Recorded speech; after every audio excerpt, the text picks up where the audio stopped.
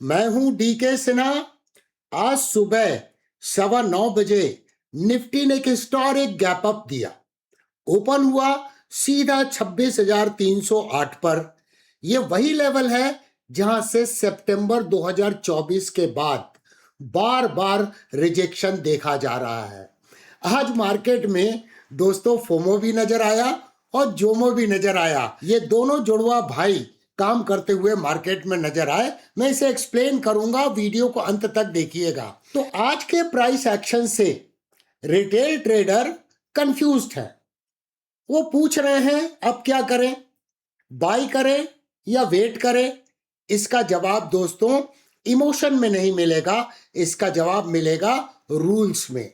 मैं आपसे 3 सवाल पूछता हूं, कमेंट सेक्शन में जवाब जरूर दीजिएगा और इन सवाल जवाब से ही दूध का दूध और पानी का पानी हो जाएगा।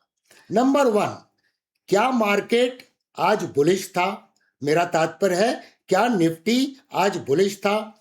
तो मेरा आंसर टेक्निकली है यस, ये बुलिश था, क्योंकि आज हम प्रीवियस डे के हाई के ऊपर, जो प्रीवियस डे का हाई था 25,088, उसके ऊपर ट्रेड कर रहे हैं। दूसरा सवाल है क्या मार्केट में स्ट्रेंथ थी या वीकनेस थी? तो अगर आज निफ्टी की क्लोजिंग हायर है ओपनिंग से तो स्ट्रेंथ है, अगर क्लोजिंग लोअर है ओपनिंग से तो दोस्तों वीकनेस है। कमेंट कीजिए आज स्ट्रांग था या वीक था आपके अनुसार।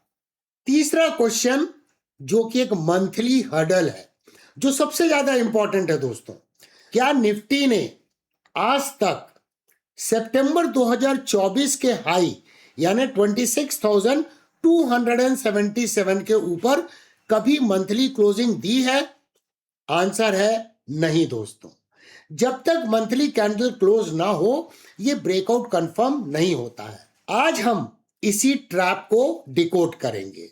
मैं आपको एक ब्लाइंड चार्ट टेस्ट दिखाऊंगा कि कैसे पुराने डेटा को देखकर हम आज के रिजेक्शन के बारे में या मार्केट के बारे में समझ सकते हैं।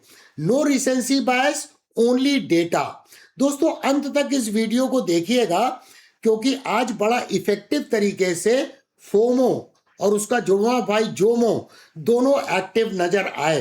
तो चलिए शुरू करते हैं।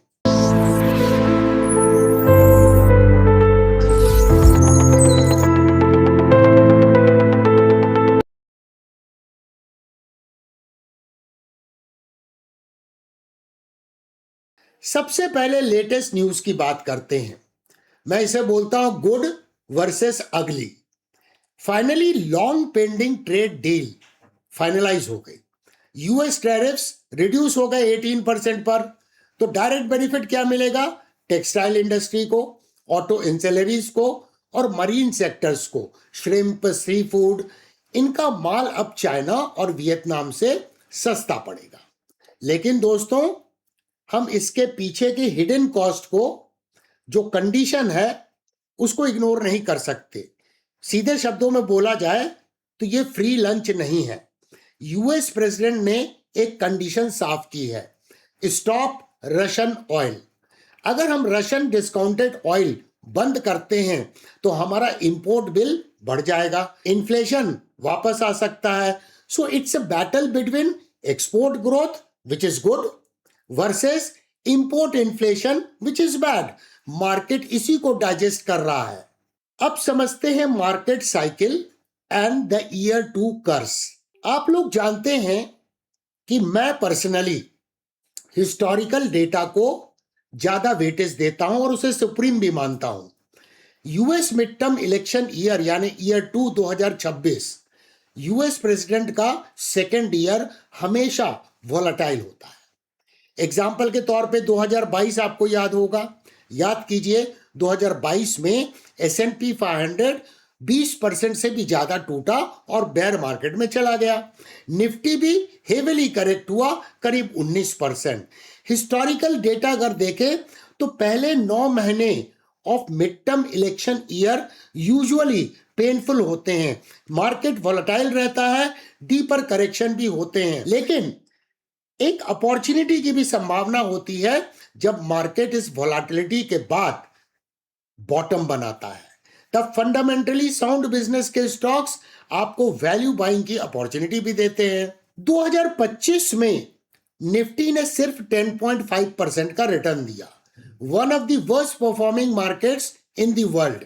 सेंटिमेंट डेटा को देखें तो मार्केट मूड इंडेक्स अभी जब मैं इसको रिकॉर्ड कर रहा हूं तो करीब 30 के आसपास में ऑसिलेट कर रहा है। इंडिया विक्स 10 से 16 की रेंज में ऑसिलेट कर रहा है। ये कॉम्प्लेसेंसी को शो करता है बिफोर अ स्टॉर्म। हमेशा याद रखिए, history does not repeat exactly but it often rhymes. 2026 में रिस्क मैनेजमेंट टाइट रखना पड़ेगा। फंडामेंटल्स हमने देख लिया, पर भाव भगवान है। अब चलते हैं चार्ट्स के ऊपर में और निफ्टी के ऊपर में हिस्टोरिकल प्राइस एक्शन को देखते हैं, ब्लाइंड चार्ट टेस्ट करते हैं ताकि बिना बायस के एनालिसिस हो सके और हम रीसेंसी बायस के ट्रैप में ना पड़े। ये निफ्टी 50 का मंथली प्राइस चार्ट है। एक एक बातों को ध्यान से सुनिएगा क्योंकि मैंने पिछले 3 महीने के डेटा को हाइड कर दिया है और हम लोग ब्लाइंड चार्ट टेस्ट करेंगे। सबसे पहले फोकस कीजिए, ये सितंबर 2024 को इसने ऑल टाइम हाई बनाया और उसके बाद एक डाउन ट्रेंड की शुरुआत हुई और काफी दिनों तक ये डाउन ट्रेंड चला। मार्केट ने रिकवर किया लेकिन इसको ब्रेक नहीं कर पाया और फिर मार्केट में करेक्शन हो गया। उसके बाद क्या हुआ, एक इन्वर्टेड हैमर का यहाँ पे फॉर्मेशन हुआ जो मार्केट का बेस बन गया। रिसेंट रैली जो है उसका बेस बन गया।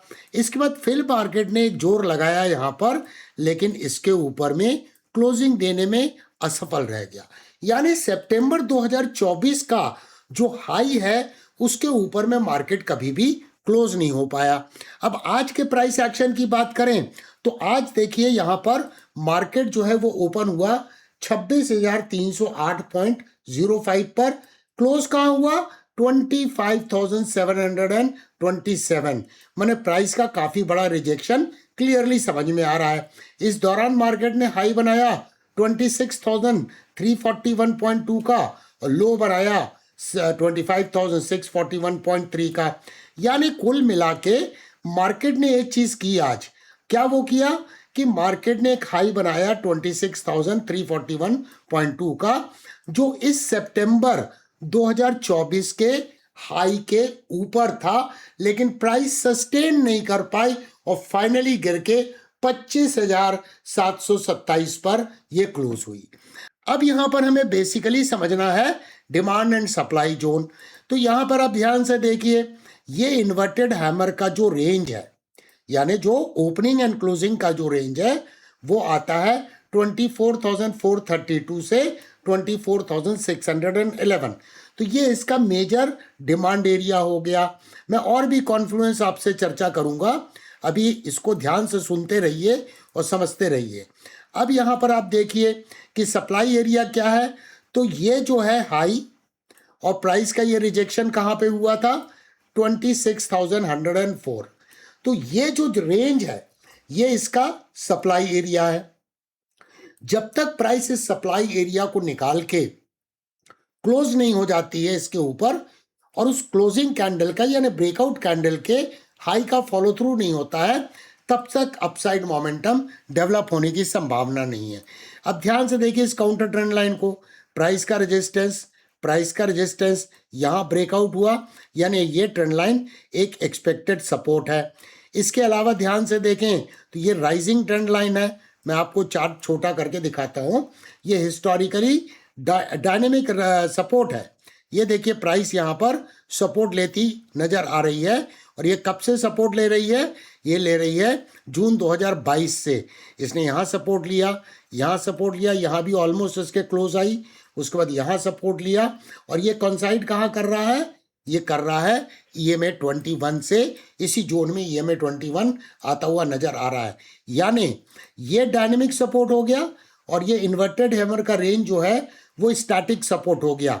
ये जोन जो है, ये दोनों ट्रेंड लाइन के बीच का जोन जो है ये इसका अप डिमांड एरिया है। यानी प्राइस अगर इसका ब्रेकडाउन देती है तो वीकनेस बढ़ जाएगी मार्केट में, और अगर इसका ब्रेकआउट होता है अपसाइड में क्लोजिंग बेसिस पर और उसके बाद उसका फॉलो थ्रू होता है तो अपसाइड मोमेंटम बनेगा, क्योंकि ये एक तरह से continuation chart pattern cup and handle का ब्रेकआउट होगा।